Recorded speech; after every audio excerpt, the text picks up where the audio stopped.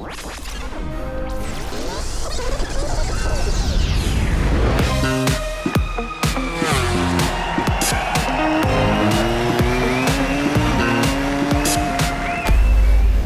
and welcome to Last on the Brakes, Lockdown Last on the Brakes. Another week here with another podcast down in lockdown in the UK. Myself and Fran Wild. Fran's in a conservatory. I'm in the spare bedroom. But we're speaking to someone very, very special indeed. Dani Pedrosa, MotoGP legend, as you would have seen in the title, joining us on the show today. And Fran, that's a pretty special guest in your eyes, isn't it? I mean, it is for me as well, but especially in your eyes. It is, yes. A big fan of Dani. Before I started working in MotoGP, was one of my favourite riders. Very much respect him. So it was very cool to get a bit of a deeper dive, and not just how did it feel to win Brno 2012? How did this feel? But, you know, some more kind of not necessarily more interesting, because everything's cool to hear from a rider's perspective, but some more off the beaten path topics, I would call them. Yeah. So what have we talked about? We talked about how it is balancing being a kind of more private, guarded individual in a world that expects you to interface with the media so much, how that changed in his career, retirement. What else did we cover? Windsurfing. Plenty to go at. Windsurfing. That's another big one. Windsurfing. How to enjoy one of your passions that you're maybe not the best at when you've been a perfectionist in your career.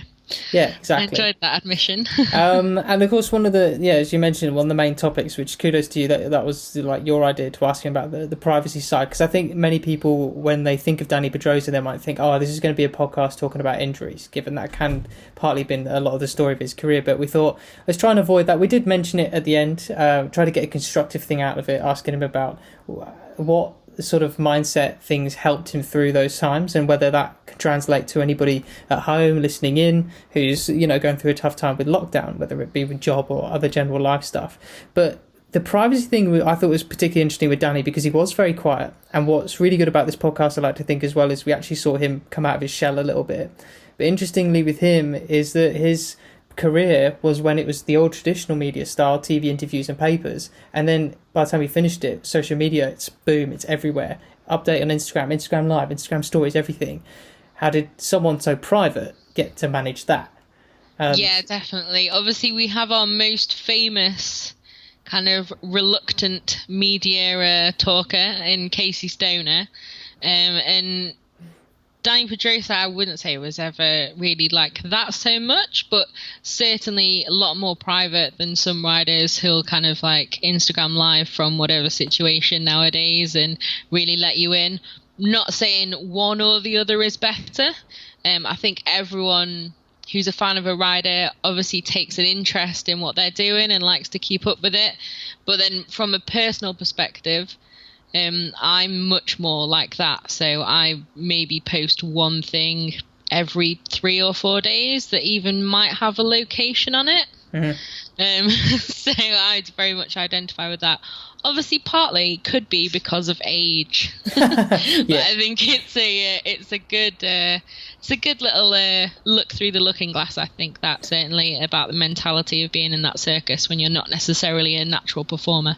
And I got to be honest with you, when we first started out, maybe you and me both started out in Dorna around about the same time. And one of my first experiences going to the track and doing some interviews, which most people, when they work in sort of the content side of Dorna, when they first go and do interviews with riders, you sort of go and do some of the, not live interviews, but ones that get sent to broadcasters and this and that.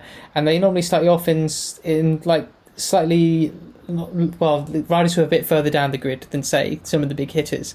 And one of my first big hitter riders to interview was Dani Pedrosa, and that sort of, I wouldn't say standoffish approach that he would have, but sort of more to the point and blunt, not giving you anything else, private kind of technique that he had with the media, meant that in my first interview always with him, polite, I would say, polite, but definitely like, hey, let's do the business, thanks. But I'll be honest, I was incredibly nervous throughout doing it. And I can't say I actually enjoyed it. So even though it wasn't exactly a podcast like this, but what I can say now is I really enjoyed this chat that we've had with Dani.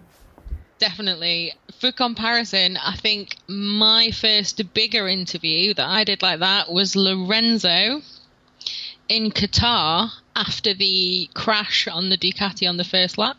or nearly early in the race. Nightmare. And I just remember being like, well, this is a great subject to Hi, to I'm bring Fran. up. How are you? Bruises? And I remember I was just like, so what can you tell us? And what happened? And he's like, good question. It's like, okay, we're away, we're fine. We've got through it. But yeah, no, this is why I personally love doing these podcasts, because you have a bit more time to dig in and ask different things and also respond to each other, and not just like, okay, we need to get this bit of information or this soundbite. And I think with a few guests, it shows, and it's fun to get a bit of a different, relaxed side to them. Absolutely. And even relaxed at the end, of course, as ever, Kenwood Quickfire coming at you. Yes. This week. Really like some of the answers to this. Yeah. This week we did word association. And yes, some of them are quite interesting if you are like me, an armchair psychologist about every single human you ever come across in life. There we go. You're just going to just leave me hanging there. Thanks. Just to show everybody. No, absolutely. I do stick around for the end for that one. And of course, enjoy all the topics that we mentioned that we'll be discussing with Dani. Guess we better get started, shall we? We had. And as always, let us know what you love, what you hate, what you want in future. Look us up on social media, MotoGP Reddit, I think. We've got a thing there asking people for feedback. Actually, that's something we can plug. Feedback. Like, let us know what you guys think of the podcast. MotoGP Reddit, there was a thing about it, but you can also just tweet at MotoGP randomly, use hashtag MotoGP Podcast. Let us know what you like, what you don't like, who you want us to interview. Anything really. And rest assured, the admins will be quick to pass on anything, even criticism, because I'm sure they'll get a laugh out of it as well. Let's go speak to Dani, shall we? Let's go. How are you? Where are you in the world now? You live in Switzerland, don't you? Yes, I'm in Switzerland, and here, it's a little bit, as I've been talking to my family, it's a little bit less dramatic, the situation. But still, it's always with restrictions and a little bit control. So the airport, for example, isn't working as every day, or things are different than it used to be. Yeah, I can imagine. I think in England as well, we have it a little bit more relaxed than Spain, I think, but it's still quite a big change to life. But I guess you've already had quite a big change in your life with retiring from competing, and everything was a little bit calmer anyway. What are you doing each day? What are you filling your time with? Now you don't have to train to compete, you're testing. What are you up to? Yes, well, basically, I always do a little bit of training, of course, not as hard as when I was competing, more relaxed on that.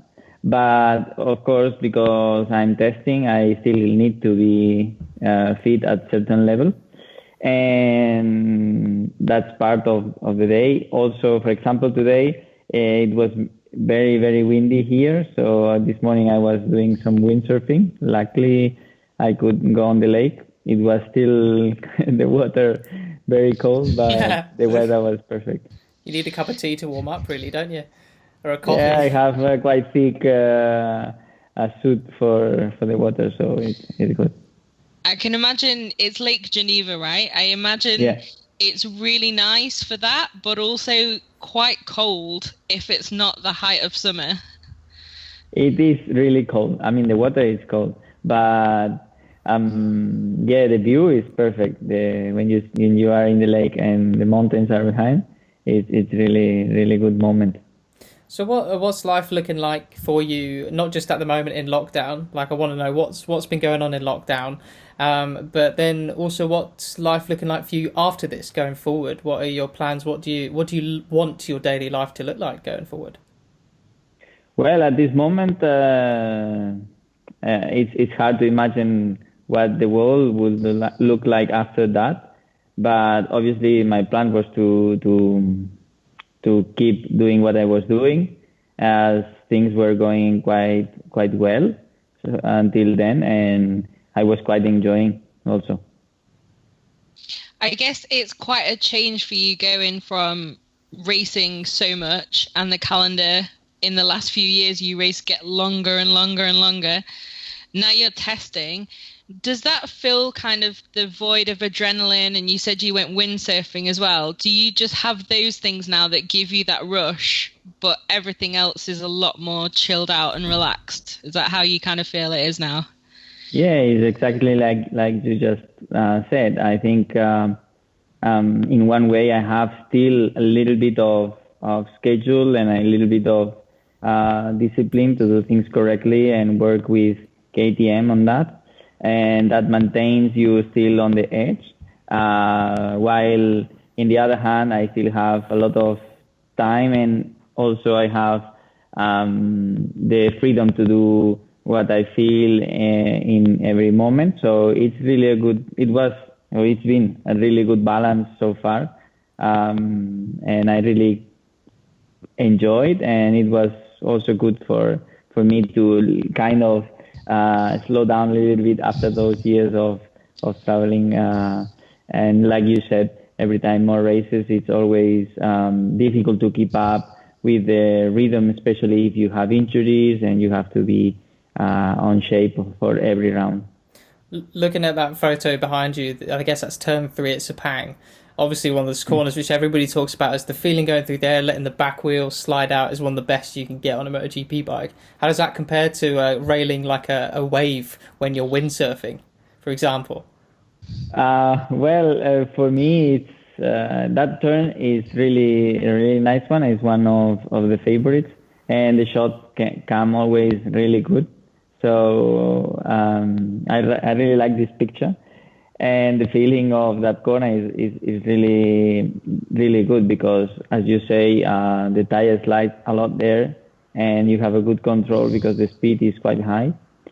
So you have, the corner is very long, so you have time to make a long slide and have the feeling when it's going and when it's coming back. Unfortunately for me, I cannot really compare to windsurfing on a wave because I'm way not at the level to do that good on the windsurfing. So, I will have to improve my skill, I guess, to make that comparison well. I guess you have Sepang mastered. You were the fastest man around there most of the time. I guess you've got time now to get up to that level in windsurfing and rip it a little bit more. Yeah, time I have, and I like a lot doing this sport because it's a great time to share with some other windsurfers and friends. And unfortunately, I don't have the same talent for windsurfing than for motorbikes. See, you say that, but racers are notoriously so self-critical. I reckon you must be a lot better than you actually think you are at it, like, surely. Well, obviously, we are used to learn a lot of things and do it fast, and especially we like to do things correct. We like to do things well. So, of course, we get frustrated when we don't look good and when we don't do things the proper way. So we study a little bit more and we try always to improve. So, I can sail and I can do some things, but it's not like for me going on the bike, as it's not the same. I don't understand the same way, but I'm really enjoying. Well, that's good. Do you think a few other riders could learn to maybe try something that they're not naturally brilliant at straight away and see how that changes their mentality a bit? Because you must really love it to keep doing it, even though you're not like the world champion windsurfer. Do you think it helps you kind of think about life a bit more than, okay, I'm doing this, I have to do it perfectly, then I do this, and learn to enjoy the experience as well? Yes, I mean, like I said, because the character is like this, we like to compete. We are so competitive, so we like to do things perfect. Let's say it's hard to accept when you cannot, or when somebody else is way better than you. But like you said, in windsurfing, for example, I kind of relax off a little bit of that, and I accept that I'm not that good, and more try to enjoy that moment and that situation. About other riders, I don't know. I would say that some people are competitive for everything, so they like to the challenge, let's say. Some others, when they know they are not competitive, they just give up, so they don't want to know anything about that. So it's a little bit day and night for this. So, but it would be cool to see everyone's choice. Yeah, whole like MotoGP rider windsurf championship. Although they actually, a couple of them did jet surf, didn't they? Jakob Kornfeil's really good at that jet surfing. Did you get a chance to do that ever? Never. I had a chance to really have a go on one. I did try foiling with electric ones, but not on the jet ski. I think the jet ski of Cornfield is gasoline or electric. I'm not sure actually. They got noise coming out of them, so I think they're gasoline. Yeah, petrol. Gasoline, okay. That's a good way to tell. Yeah. So what's the noise like? Anyway. Okay, well, that's jet skiing then. Yeah. One other thing that's kind of you're not known for in a bad way, but you're quite a private rider. You've always been like, you go to the media debrief, it's like, here are my answers, bye, and then go and carry on with life. Obviously, there's a lot of riders have super different attitudes to this. Casey Stoner obviously hated it all, just wanted to be left alone. We spoke to Maverick a couple of weeks ago. He said that sometimes he will just say whatever he needs to say, so then the people will leave him alone for a while and he can carry on with what he's doing. But then afterwards we saw the documentary about you that Red Bull did, and you kind of let people in a lot more than how you had done often during your career. Was that something that was easier to do when you had retired and you don't have people like us asking you questions, the same questions often every Thursday, Friday, Saturday? I mean, yeah, it's different. For my character, my personality, I don't like to tell all my secrets all the time, and I don't even think why people should know all of my secrets. So once you open up a little bit, sure, media starts asking for more and more and more, and finally you end up somewhere where you cannot stop. So. Yeah, many times you may react to some questions with some answers that, let's say, locks the next question, so you can get over it. But why in the documentary? I would say it's maybe because I did finish the racing at the time, and also because maybe the atmosphere when I was getting the interview was nicer, let's say. You are not in that room block where everybody is shooting at you, so it's a different situation. I look at the time span of your career, and it sort of stretched over the time when communication and the media landscape changed quite a lot. So you were there when it was just mainly like TV interviews, some newspaper reporting, and then by the time your career finished, we're well into the social media era. And obviously with the social media era coming, everyone wants to know every little thing about you. Dani, what's your favourite colour? What's your favourite food? Where did you go last night? This and that. How did you manage to find a balance for that with your sort of your privacy? Or was that quite difficult?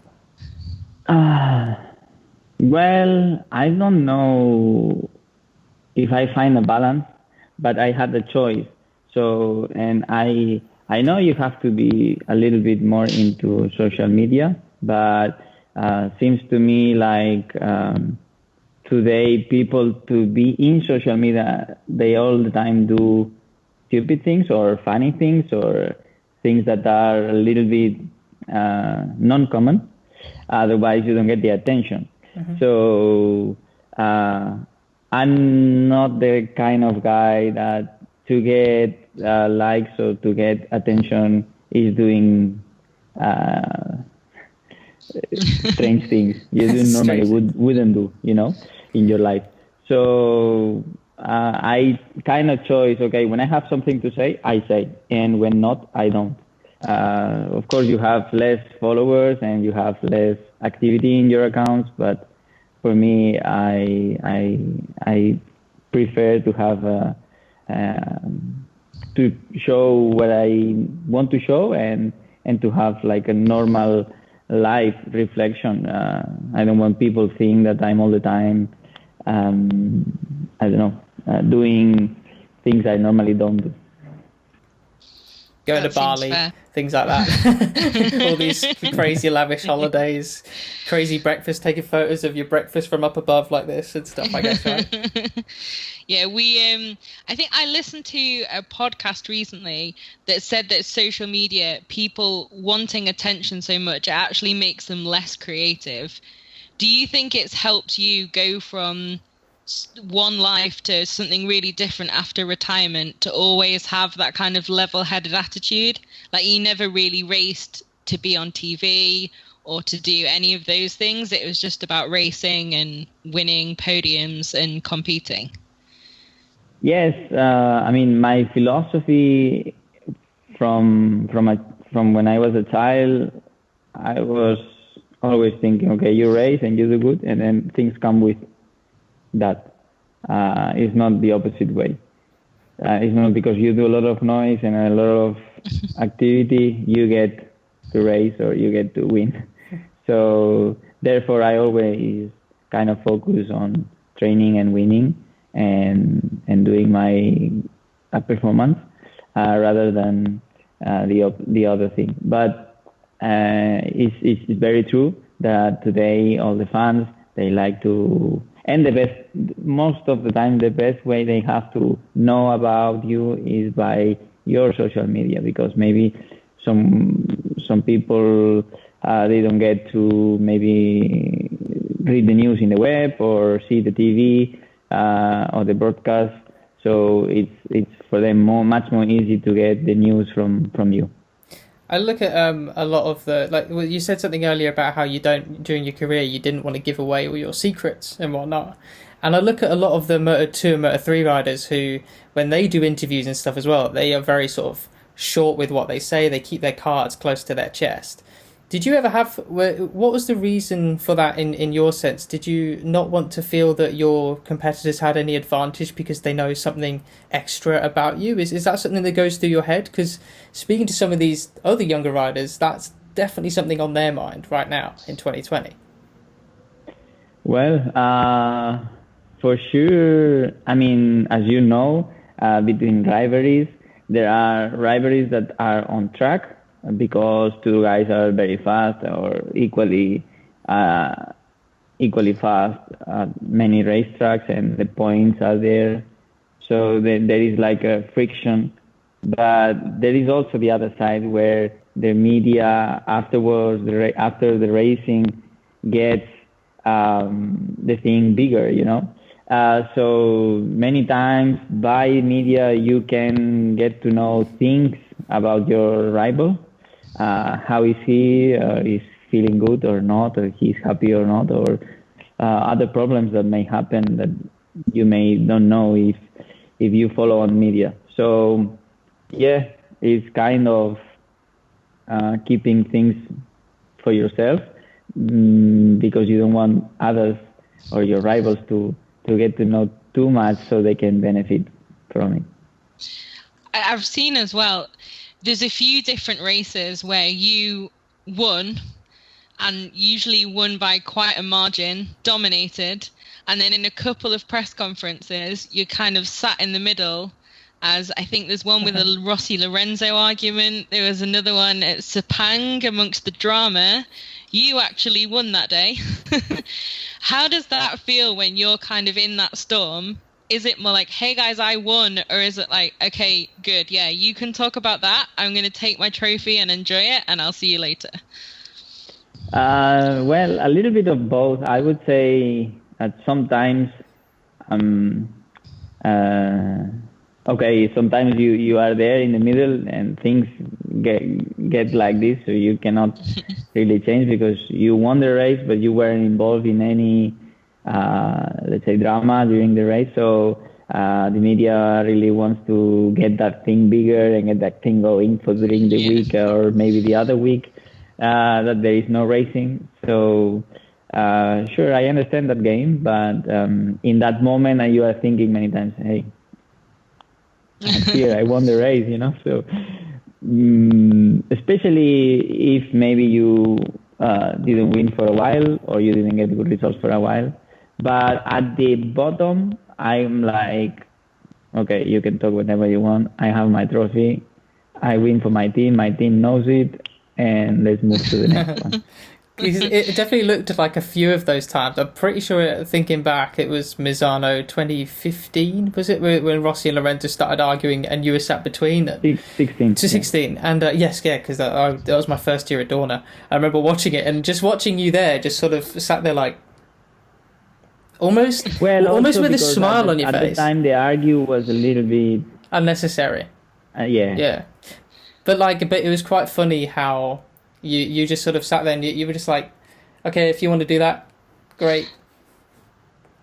But, and it was very watching relaxed. you're even though I find sometimes you maybe don't say so much, your facial expressions tell a really funny story. Yeah, I mean, I don't know what I should do then. I should go in the middle and say, hey, no, you have the reason, you don't, or whatever. No, I was like, okay, I did a super race today. I come from the back and I pass everybody. And here we are talking about a little pass that happened in lap 2. But, if that's what at that time the press values more, you cannot do anything else. I mean, I put a super performance that day. I was super happy about that, and I just want people to appreciate that. And if it's appreciated, I'm super happy. If not, then I just let things go because I'm happy with my performance. I imagine you have to be. That Mazzano race especially was just crazy.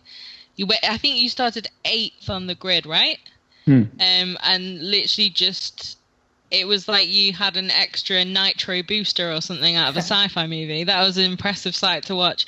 How does that feel to win like that? And especially because quite often in your career at times, whether from injury or whether you've had a few results off the podium, there seems to be a lot of people quite eager to criticize compared to a couple of other riders for no real reason that it seems.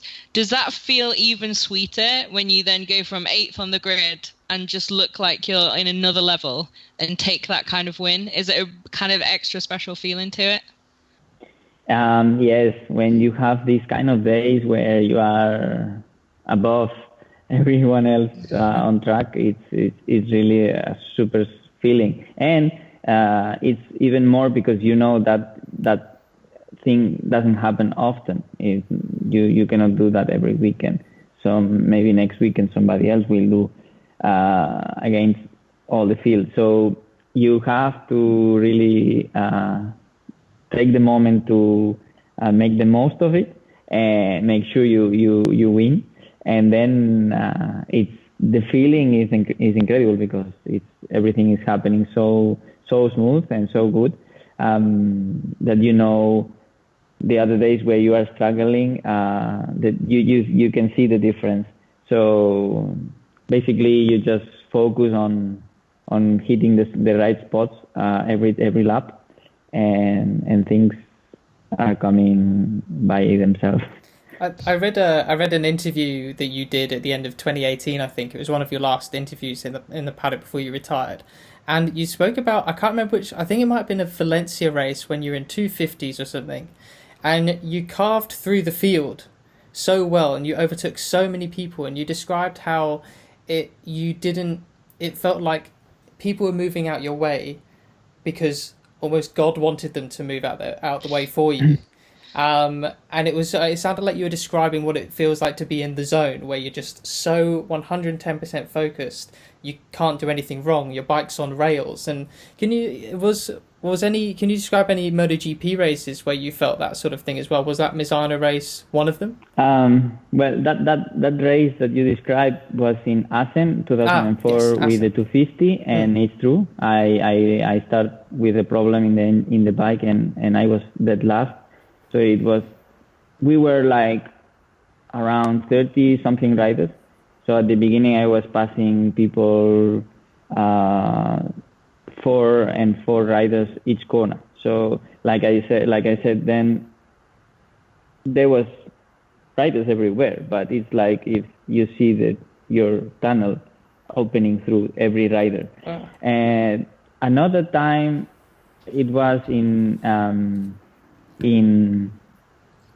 Barcelona 2008 in MotoGP, and but this time was different because I started front row, so I get a good start, and I was first. I was leading the race, but although there were no riders in front of me, and I was leading every corner for at least, I don't know, maybe the first 7-8 laps, it was like slow motion. I don't know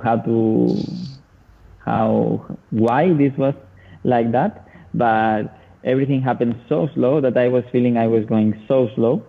And in the other hand, I was doing the record every lap, and I was gapping Casey and Valentino second per lap. But I was feeling I was super slow. My brain, I don't know, but my view was like, I'm not going fast enough. And for the first 7 laps, I pulled out a gap of 7 seconds. And then when I realized, okay, I have 7 seconds, then suddenly I was back on the, let's say, normal behavior of every race, and then just manage the gap. But for the first 7 laps, I was doing the record, and I was feeling that's not enough. There is more. Do you find it sometimes actually harder if they tell you, like, on pit wall, slow down or calm down? Does it break that mentality? There's the really famous Formula One example of Ayrton Senna in Monaco, when he felt like he was in a different dimension, and as soon as he got that radio call, hit the wall. Do you think that's kind of can be a good thing and a bad thing? But I mean, you had 7 seconds, so there's also like, you need to be more sensible, but do you? How do you balance that, and how does it affect it when you're on the bike trying to think about it? Actually, the problem is that I had these 2 experiences, and I really felt, wow, this is something crazy, because if I'm in this zone, I'm always winning, no? But I couldn't really choose when this was happening. It just happened. And like you said, when something else happened at the time, when you are in the zone, like maybe you get a pit board and you say +7, and maybe you realize +7 is already enough. It's a lot. +7 to Casey and Valentino. Then you are off, and you cannot go back. And like when in Assen 2004, I was dead last, and I was like, it's impossible for me to be here. I have to recover. So I was recovering, and when I arrived to, I don't remember exactly, but when I arrived to maybe 5th or 6th, I realized that, and I said, okay, I'm 5th, so I'm not anymore last. So, and then also I was off that period of perfection. And so it's true. Maybe that call in the radio for Senna, or things that wake you up, let's say, are worse than being in the zone for even if you are way faster. And in that moment, do you feel as though you're not going fast enough, but do you feel almost like you're invincible, that you can't crash? Like there's no way you're going to crash, or what? In that moment, you don't think you are going to crash, and you don't think you have rivals. It's strange to say. You don't think, okay, my rival, let's say it's first and I'm 7, and no, you just here there is nothing that interests me, and everything that I have to go for is in the front. There is not much more than that. You don't think about positions or lap times. You just go. Like, you don't mind if you are there for 5, 7, 6 laps in a row, or you pass already some riders. It's like you don't think of, you don't make calculations. You just go. It's all instinct. That's super interesting.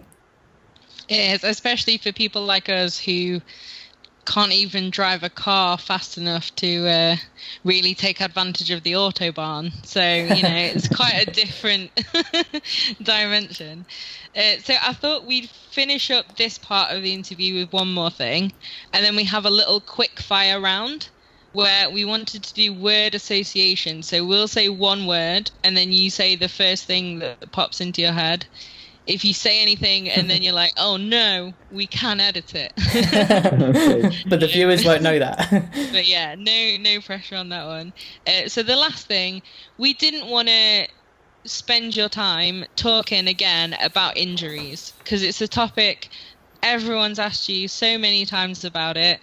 I imagine it's not the most fun thing to talk about either. By definition, it's pain and sitting on the sidelines and waiting. But obviously the world's quite different at the moment, like we said. Do you have anything in your experiences of overcoming that, whether it's for a fan who's struggling with an injury or struggling at the moment in lockdown, how you take those things day by day when you can't just immediately go back and do what you want or what you're used to? Well, basically the key is that you have to be patient by knowing that at that moment or this moment you cannot do what you want or what you would like. But in your mind, it has to be like, okay, I cannot now, but I will. And it's not the same as thinking I cannot now and maybe I will not be able then. It's very different. You have to accept that at this situation maybe it's difficult for you, but somehow in some way you will find the road that takes you to do it again. Do you find that having that overall goal in your head, from like, especially in your case, I also read that you knew exactly what you wanted to do from such a young age. Do you think having that North Star, that goal ahead of you, is something really, really important for doing that? Yes, I think because I've seen this with my friends, with some people that they did, let's say, they did study, they go to the university, then after they get a job, and you still see they hesitate because maybe they are not happy or they don't feel really the thing. Fulfilled. Then yeah. I was very lucky to know at the young age what was my passion, and also after to get with the good people that give me the opportunity to do it. Awesome. Should we move on to the quickfire round then? Yes, so This is the Kenwood quickfire. Thank you very much to Kenwood who do our walkie-talkies for this one. So we'll start off, it's word association. So just as we mentioned, the first thing that comes to your head when we say, and I'll start, the word freedom. What comes to your mind? Time. Okay, cool. Speed. Bikes. MotoGP. Passion. Marquez. Mark. Top class. Home. Rest. Sun. Life. Rossi. Hero. Retirement. I would say sad. Sad. Okay. Family. Love. Lorenzo. Rival. Rain. That'll do. That can totally count. No good. Okay. Strength. Strength. Yeah. Mental. And lastly, victory. Peace. Peace. Oh, nice. I like that. That's really cool. And that was so quick as well. How interesting. Yeah, that was genuinely quick. Some of them, it's like, well, let me tell you the story about 1994. It's like, no. Good. Nice. All right. Well, thank you so much. So, hope you enjoyed another lockdown last on the brakes. Not quite sure how much of that pause is going to get left in. Hope I didn't stare at you for too long. I think that was a really nice little deep dive into Dani Pedrosa. Not much else to say, I don't think, other than it in the intro, didn't we? Get in touch. Yeah, exactly. But yeah, get in touch with us. Let us know what you like, what you don't like, everything else, as we said earlier. And who have we got next week? Don't know. Honestly, we have no bookings. We've not sorted anyone. We have some ideas of who we actually want to get, obviously, but right now there are no bookings whatsoever. So tune in next week. And if you want to be on the show, send us a pitch. No, don't really. I'm just kidding. We don't want you. Sorry. But we'll find out next week. Send a self-addressed envelope to You've Been Framed. And put £200 in it to increase your chances of being on the podcast. Legal disclaimer: that is fully said in humour and jest. Thanks very much for listening, guys. I hope you've enjoyed it and watching it. If you've managed to put up with our mugs throughout the show, and see you next week with mystery guest. Bye.